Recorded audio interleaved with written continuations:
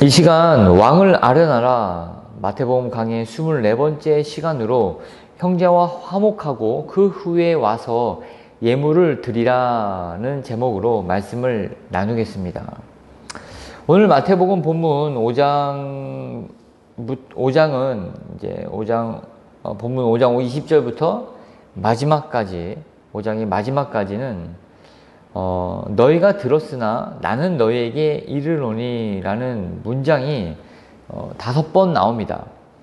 각 문장은 각 주제를 이렇게 언급하시면서 하시는 말씀인데, 첫 번째가 살인, 그 다음에 간음, 또 맹세, 또 상해 보복, 또 이웃사랑에 대한 주제를 다루고 있습니다.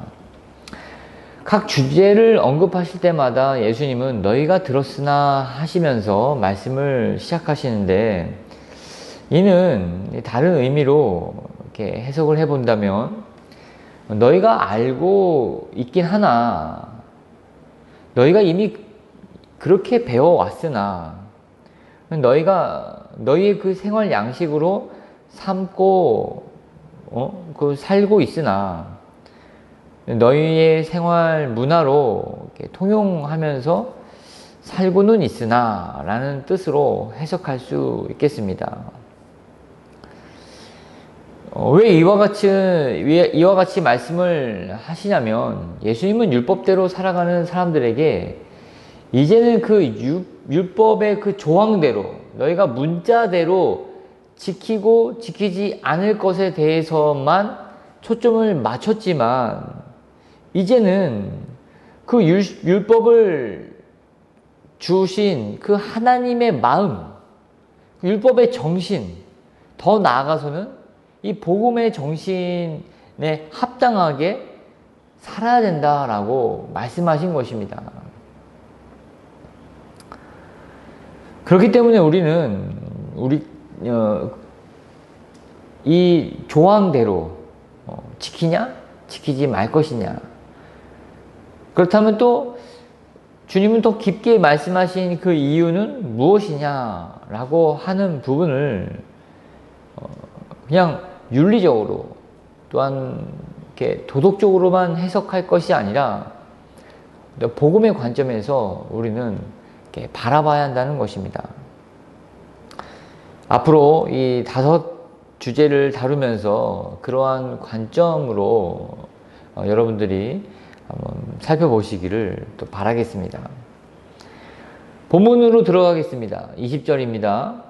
내가 너희에게 이르노니 너희 의가 서기관과 바리새인보다 더 낫지 못하면 결코 천국에 들어가지 못하리라. 서기관과 바리새인들의 의는 모든 율법을 철저하게 준행하는 의입니다. 누가복음 18장에 언급된 이 바리새인이 자기 의를 내세우는 모습을 보십시오. 누가복음 18장 10절과 11, 12절입니다. 두 사람이 기도하러 성전에 올라가니 하나는 바리새인이요 하나는 세리라. 바리새인은 서서 따로 기도하여 이르되, 하나님이여, 나는 다른 사람 곧 토세, 불의, 간음을 하는 자와 같지 아니하고 이 세리와도 같지 아니함을 감사하나이다. 나는 일에 2번씩 금식하고 또 소득의 11조를 드리나이다 하고, 삶의 결점이라고는 전혀 찾아볼 수 없는 그런 순결무구한 의로운 삶을 사는 자가 바로 바리새인입니다. 적어도 겉모습은 말입니다. 그러나 예수님은 이런 바리새인의 의보다 너희들이 더 낫지 않으면 결코 천국에 들어갈 수 없다라고 말씀하고 계십니다. 어떻게 이러한 바리새인의 의보다 더 나은 의를 가질 수 있을까요? 예수님은 불가능하다고 말씀하시지 않고 곧 이어서 다음의 어떤 내용들을 통해서 바리새인보다 더 나은 의가 무엇인지를 이 청중들에게 설명하고 계십니다. 그 이야기를 한번 들어보겠습니다. 오늘 본문의 21절, 22절입니다. 옛사람에게 말한 바 살인하지 말라 누구든지 살인하면 심판을 받게 되리라 하였다는 것을 너희가 들었으나 나는 너희에게 이르노니 형제에게 노하는 자마다 심판을 받게 되고 형제를 대하여 나가라 하는 자는 공회에 잡혀가게 되고 미련한 놈이라 하는 자는 지옥불에 들어가게 되리라. 살인하지 말라는 계명은 10계명 중 6번째 계명입니다. 살인하지 말라. 이 6글자 외에 다른 부가 설명이 없습니다. 그렇기 때문에 그 행위 자체만을 보고서 했냐 안 했냐 라고 하는 어떤 기준으로 이게 매우 적용하기가 쉽다라는 말씀입니다. 어떻게 보면 행위 자체만을 보게 되면 그 명시된 행위만을 금지하고 있는 한계를 가지고 있다는 것을 우리는 예수님의 말씀에 의해서 또 알 수 있습니다. 무슨 말입니까? 살인을 유발하는 행위에 대해서는 혹은 살인이라는 그 종착점까지 출발하는 그 미움과 시기와 원망의 마음을 내비치는 그 행위에 대해서는 어떠한 저지할 수 있는 이 안전장치가 없다라는 것입니다. 전혀 그러한 어떤 한계를 가지고 있지 않다라는 것입니다. 그래서 형제에게 화를 내는 것도 또한 라가, 속빈 친구라 하거나 또 미련한 놈이라고 모욕감을 주는 말이나 행동 또한 지옥불에 들어간다고 주님은 말씀하고 계십니다. 왜냐하면 그러한 말로써 하는 그 모욕감을 주는 그 말들이 그 시발점이 돼서 종착점으로는 이 살인까지 이르게 될 수 있기 때문에 살인과 동일한 어떤 행위로 주님은 간주한다고 말씀하십니다. 주님은 여기서 또한 격하게 분노하는 것과 남에게 욕을 하거나 모욕감을 주는 언행 또한 살인과 동급이라고 말씀하십니다. 그것은 살인을 유발할 수 있는 모든 동기와 마음의 표현일 뿐만 아니라 마음의 상태까지도 모두 살인하는 것과 다름이 없기 때문입니다. 그렇죠. 누구나 처음부터 이렇게 상처를 받거나 모욕을 당했을 때 저 사람을 내가 이렇게 죽일 거야 라고 처음부터 마음을 먹는 사람이 있겠습니까? 좀 오래된 얘기이지만 이게 유튜브인지 아니면 이게 TV로인지 제가 기억은 잘 나진 않지만 여자 교도소의 어떤 삶을 다룬 방송을 본 적이 있습니다. 다큐 형식으로 된 프로그램이었는데 여자 교도소에 수감된 죄수들의 어떤 그 대부분이 두 가지 이 죄목으로 이렇게 큰 비중을 차지하고 있더라고요. 첫 번째는 사기죄, 그 다음에 두 번째는 살인죄였는데, 이 살인죄는 그 대상이 주로 이렇게 가까이 있는 사람, 주로 이제 남편 등이 이렇게 많은 것을 이렇게 소개를 하고 있더라고요. 어떻게 보면 이 모든 사람들이 이렇게 행복하게 결혼을 하고 출발하지 않습니까? 결혼하기 전에는 이렇게 남편이 배우자가 나에게 잘 해주고 마음을 얻기 위해서 얼마나 이렇게 성심성의를 보입니까? 근데 막상 결혼을 하고 보니 상대 남자가 이렇게 자기를 속인 것을 이렇게 발견하게 됩니다. 아주 잦은 어떤 그 거짓말은 재혼이라는 것이고, 상당한 빚이 있거나, 아니면 그 사람이 말했던 재산이나 뭐 이렇게 학벌이나 이런 것들이 뭐 허위로 이렇게 뭐 드러나는 경우들도 있다고 합니다.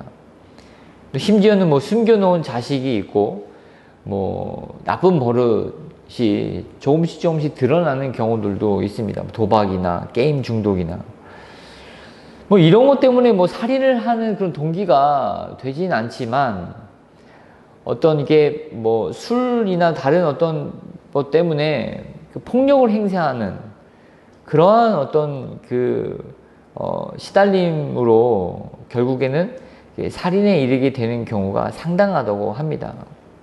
또한 자신은 이렇게 피해를 입는다 하더라도 또 자식에게 그 폭력을 가하고 가학적인 어떤 대우를 하는 모습은 이 엄마로서 이렇게 모성애가 그것을 용납하지 못하는 것 때문에 또 살인을 저지르는 경우가 상당하다고 합니다.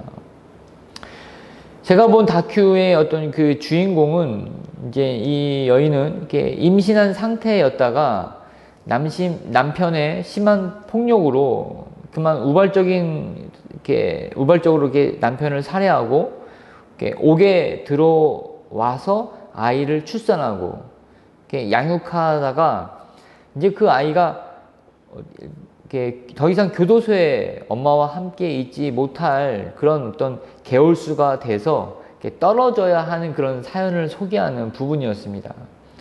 매우 안타깝죠.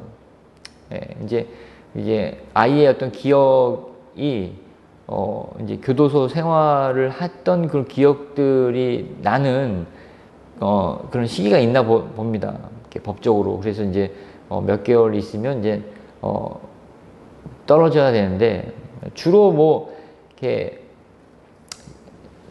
친정에 맡기거나 이렇게 하는데 이 여인은 뭐 그런 맡길 친정이 없기 때문에 보육원으로 잠시 이제 출소하기까지 맡기는데 눈물을 하염없이 흘리는 모습을 보면서 마음이 되게 좀 짠했던 기억이 있습니다.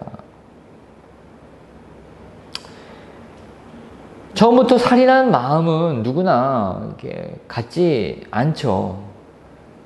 여러 차례 용서하고 또 상대의 어떤 그런 무례함들을 실수라고 인정하고 또 잘해보자고 여러 차례 마음도 이렇게 다짐해 보기도 했지만 그것이 이제 쌓여서 더욱 더 이제 참을 수 없는 뭐 내 상대의 목숨 지키려고 내 목숨까지 잃어버릴 것 같은 그런 위기 의식이 들기 때문에 그런 극단적인 선택을 이렇게 하게 되었던 것이죠.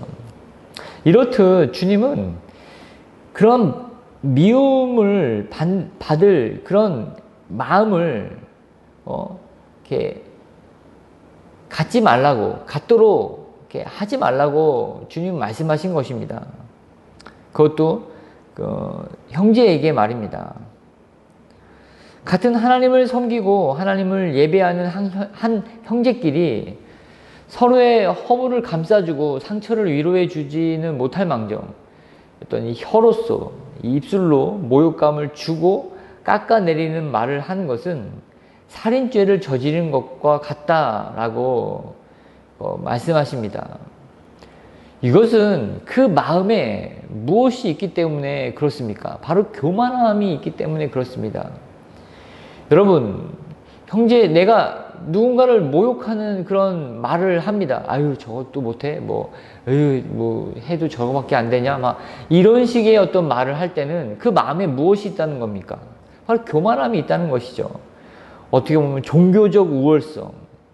나는 너보다 낫다라고 하는 영적인 우월감으로부터 오는 그런 교만함을 지적하고 계시다는 것입니다. 여러분, 우리가 신앙생활을 하다 보면 이 교만한 마음들, 우월한 마음이 이렇게 들 때가 있습니다. 종종. 왜냐하면 같이 서로를 보고 비교하기 때문이죠. 뭐 같은 날 이렇게 교회를 등록했어요. 근데 어떤 신자는 뭐 열심히 막 해갖고 믿음이 성장하는 것이 보이는데 그리고 어떤 문제들도 점점 해결돼서 뭐 삶의 어떤 부분들도 열매도 맺고 그렇습니다. 근데 같이 교회를 등록했는데 한 형제는 지지부진해요. 자기의 죄 문제도 아직 해결하지 못하고 직분을 맡길 만한 그런 어떤 수준도 안 되고 비교가 되지 않을 수가 없죠. 근데 이러한 어떤 부분은 매우 어리석다는 것입니다. 이렇게 바라보는 어떤 관점이. 예를 들어 보겠습니다. 유치원에 다니는 아이들이 서로 키를 재고 있습니다. 그 중에서 제일 큰 아이가 자기는 우리 반에서 이 유치원에서 키가 제일 크다고 뽐내고 있습니다. 그리고 키 작은 아이들을 향해서 놀립니다. 나보다 키도 크지도 않으면서 뭘 할 수 있다고 해? 막 하면서. 선생님이나 이렇게 어른이 볼 때는 어떻습니까? 유치원 아이들이 아무리 커도 거기서 거기지 않습니까? 뭐 허리춤에도 오지 않는 아이들인데 그 중에서 크다고 우쭐대는 모습을 보면 한심하기 그지없죠. 말 그대로 유치합니다. 하나님이 보실 때 그렇다는 것입니다. 한 교회에서, 아니 사람으로서, 인간으로서 얼마나 성결하면 얼마큼 성결할 수 있겠습니까? 영적으로 얼마나 탁월하면 뭐 그런 마음을 가질 수 있겠습니까? 별 차이가 없습니다. 말 그대로 뭐 도찐 개찐이죠. 또 이로써 어떤 살인의 행위만을 보고 판단하는 어떤 바리새인들과 서기관들보다 더 나은 의를 제시하고 계시다는 것입니다. 야, 너의 의가 더 나아야 되긴 하지만 바로 그 율법 조항들만 지켜서 될 것이 아니라 그 마음에 있는 어떤 교만함들, 나는 저 사람보다 낫다, 나으면 그냥 그것으로 그치는 것인데 그것을 입술로 꺼내서 또 형제를 모욕하고 또 그런 수준에 있는 모습을 비난하고, 너의 마음이 다스리지 않는 그 교만함들을 주님께 내어놓고 다스리지 아니하면 서기관이나 바리새인들의 의보다 결코 낫지 못할 것이다 라고 말씀하고 계시다는 것입니다. 더 나아가서는 그런 행위조차 삼가할 뿐 아니라 더 낮은 마음으로 형제를 대해야 한다고 말씀하십니다. 23절부터 25절입니다. 23, 24절입니다. 그러므로 예물을 제단에 드리다가 거기서 내 형제에게 원망 들을 만한 일이 있는 것이 생각나거든 예물을 제단 앞에 두고 먼저 가서 형제와 화목하고 그 후에 와서 예물을 드리라. 사람들과 어떤 갈등이나 문제가 일어났을 때 언제나 사랑과 화평의 대사로서 자신의 잘못을 인정하고 상대가 입었을 피해에 대해서 자신의 값이 얼마나 지불되든지 그것을 보상해주고 또 그것을 위로해주는 적극적인 태도를 취하라고 오늘 주님은 말씀하고 계십니다. 여기서 한 가지 우리가 눈여겨봐야 할 점은 주님은 우리가 형제에게 원망 들을 만한 일에 대해서 이와 같이 행해야 한다고 말씀하십니다. 원망 들을 만한 일. 그러니까 다른 사람들은 몰라요. 근데 그 사람과 나만은 알고 있어. 뭐 그것이 크던 작던 말입니다. 근데 대부분 어떤 사소한 일을 얘기하고 있다라는 그런 뉘앙스를 띠지 않습니까? 뭐 이것은 뭐 내 이웃들과의 문제이기도 합니다. 뭐 주차 문제로 큰 소리를 내면서 싸웠던 일, 뭐 쓰레기 분리수거 문제로 이웃들에게 뭐 불평을 늘어났던 것, 아니면 뭐 층간 소음 문제로 얼굴을 붉히면서 언쟁을 했던 일들, 뭐 이웃들과 이런 문제들이 빈번하게 일어나지 않습니까? 뭐 이런 부분들에 대해서도 우리가 있다면, 원망 들을 만한 일이 있다면 먼저 가서 뭐 하라고? 사과하라, 화해해라, 화목을 도모하라 라고 말씀하십니다. 아까와도 마찬가지로 제가 예는 이웃들과 들었지만 교회에서 형제 자매 한 그리스도 안에서 지체된 그런 대상에게도 예외가 될 수는 없습니다.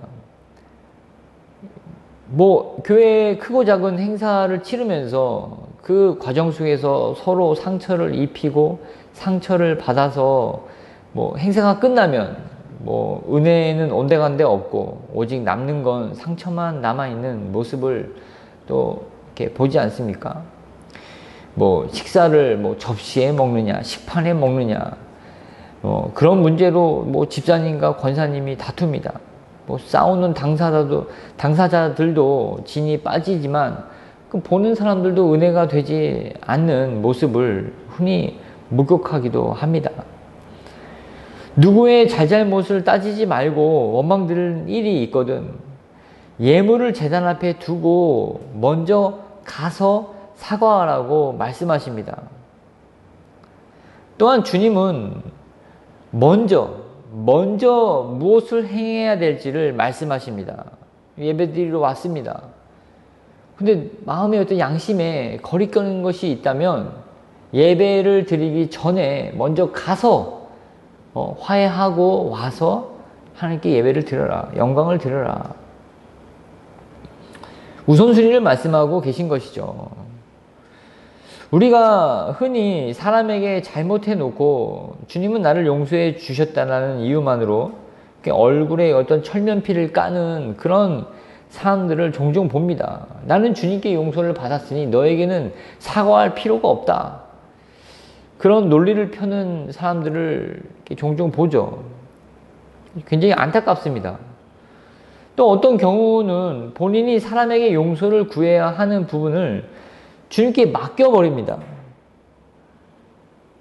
주님은 분명 네가 가서 그 사람의 얼굴을 보고 화목을 도모해라 라고 말씀하셨는데 그냥 용기가 없어서 혹은 주님이 모든 것을 다 해주신다라는 이상한 신앙관을 갖고 있어서 주님 이것도 주님께 맡깁니다 라고 하면서 자신은 안 가고 주님이 어떻게 해결해 주시겠지라고 하는 도깨비 방망이 식의 그러한 생각을 가지고 있는 사람들도 봅니다.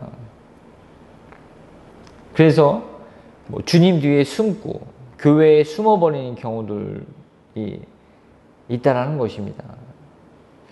이런 경우는 얼마나 그 피해자들, 원망하고 있는 그런 사람들은 그 어떤 게 유리하면서 방황하는 이렇게 모습을 이렇게 보여줍니다. 저도 이렇게 사람들을 만나다 보면 이렇게 목사님 신앙생활을 한때는 잘했지만 이렇게 목사님의 어떤 흠이나 또 교회 어른들의 어떤 그런 잘못들을 보면서 이렇게 상처받고 교회에 적응을 하지 못하는 그런 분들을 종종 뵙니다.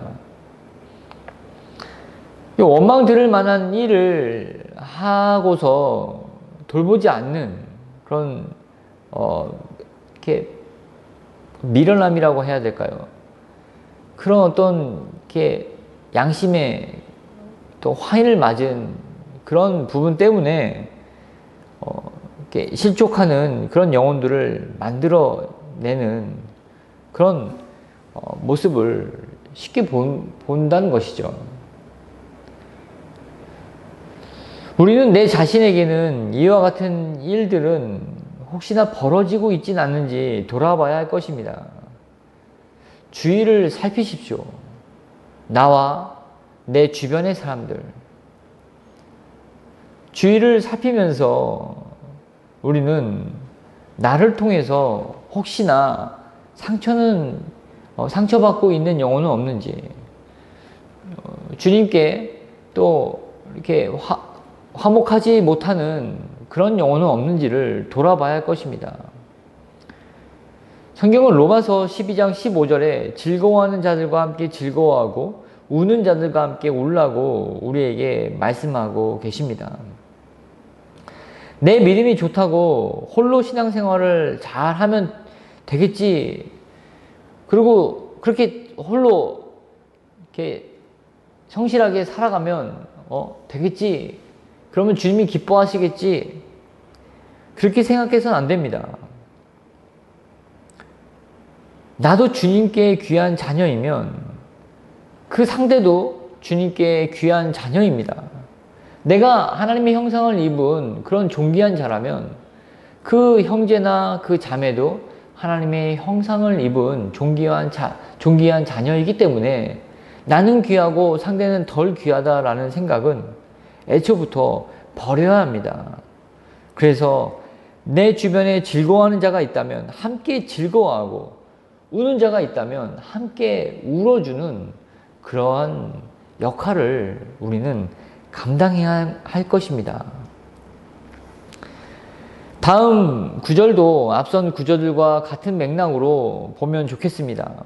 앞선 구절은 어떤 민사상의 고소를 당할 경우를 말씀하고 계신데 25절, 26절이죠. 너를 고발하는 자와 함께 길에 있을 때에 급히 사화하라. 그 고발하는 자가 너를 재판관에게 내어주고 재판관이 옥리에게 내어주어 옥에 가둘까 염려하라. 진실로 내게 이르노니 내가 한 푼이라도 남김없이 다 갚기 전에는 결코 거기서 나오지 못하리라. 주님은 급히 사화하라 라고 말씀하십니다. 자기가 옳다고 주장하지 말고 겸손하게 상황 파악을 해라. 굳은 마음으로 고집부리면 안 된다.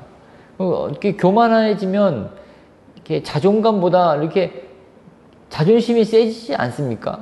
그래서 자기가 내뱉은 말이 뭔지도 모르면서 이렇게 옳다고 주장하는 이렇게 앞뒤 문맥 다 잘라서 내뱉은 말임에도 불구하고 옳다고 주장하는 그런 모습을 또 보이기도 합니다.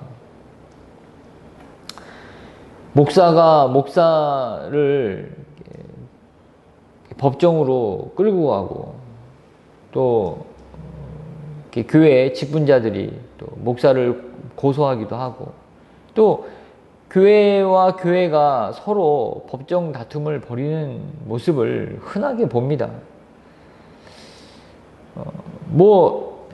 본인들은 억울하고 또 이렇게 참담하고 이렇게 마음이 어렵겠지만 주님은 이에 대해서 경고하십니다. 내가 한 푼이라도 남김없이 다 갚기 전에 거기서 나오지 못하리라. 다 갚아야 합니다. 그래서 자신의 모든 것이 탕진당하는 것을 말씀하고 계십니다. 이러한 꼴까지, 이러한 모습까지 간다면 주님께는 영광이 안 되고 주위의 형제들이나 지체들에게도 덕이 안 됩니다. 떨어진 명예는 다시 회복하기가 불가능해집니다.